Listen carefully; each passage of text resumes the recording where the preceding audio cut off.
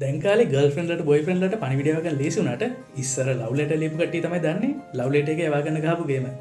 අද අපි කතා කරන්නේ ලවලට ගේමික් ගැන මේ සෝෂල් ඩිඩක්ෂන් සහ හැන් මනේජ්මන්ට්ගේ මේකෙදී රාජකුමාරයට ලවලට එකක් වන්ට්‍රයි කරන කුමාරගේ හිත දිනාගන්න හදන කෙනෙක්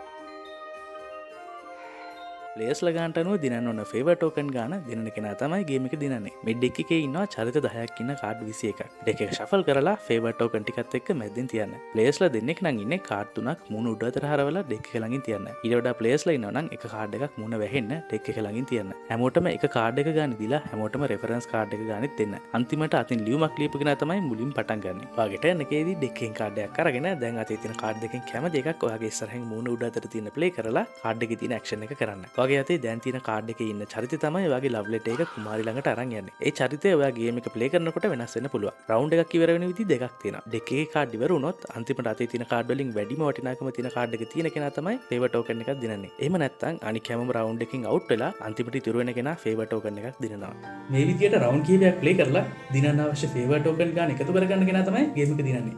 මේ වගේ තවත් ගේම් කන්ටෙන්ට් බලන්න මාව ෆලෝ කරන්න.